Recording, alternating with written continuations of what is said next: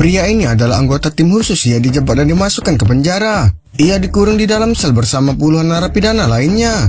Ia yang curiga melihat para tahanan tampaknya sedang merencanakan sesuatu. Dengan pengalamannya sebagai anggota tim khusus selama bertahun-tahun, ia merasakan bahaya yang mengancamnya. Begitu sipir penjara pergi, dua pria botak yang berotot menghampirinya dan bersiap untuk menyerangnya. Sebelum keduanya sempat bereaksi, pria itu kemudian menyerangnya terlebih dahulu. Semua napi bersorak melihat ketiganya itu bertarung. Namun salah satu napi itu mencekik lehernya yang membuatnya tidak bisa bernapas. Ia meronta-ronta dan untungnya berpegangan erat di tepi tempat tidur, lalu mendorongnya ke belakang dengan keras. Akhirnya ia berhasil melepaskan diri dan kemudian memberinya pukulan di wajahnya. Pada saat pertarungan sedang sengit, seseorang dari belakang tiba-tiba berbicara. Ia mengatakan bahwa pria itu orang yang berada di bawah perlindungannya. Mendengar hal itu, semua napi segera bubar. Pria itu adalah bos mafia paling berkuasa dan tak ada seorang pun di penjara yang berani mengganggunya. Berkat bantuan bos mafia, ia lolos dari bahaya untuk sementara waktu. Namun tak bertahan lama, sipir penjara membawanya secara paksa ke ruangan khusus. Kemudian sipir itu dengan sengaja mematikan semua kamera pengawasan dan kemudian lawannya segera masuk ke dalam sel yang sama.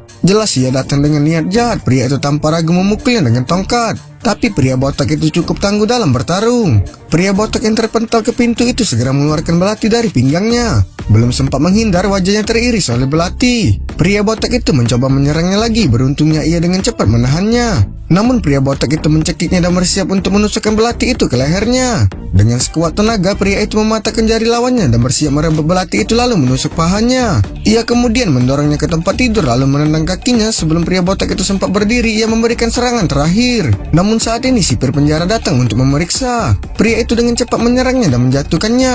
Ia kemudian memotong jari sipir itu dan berganti pakaian. Ia dengan tenang berjalan ke arah pintu dan menggunakan sidik jari sipir tersebut dan berhasil melarikan diri dari penjara. Ia yang terluka parah pergi ke rumah rekannya. Ia mengungkapkan identitasnya kepada ibu rekannya dan menjelaskan bagaimana ia dijebak. Saksikan terus keseruan lainnya tetap di Snack Video Bikin Semua Bikin.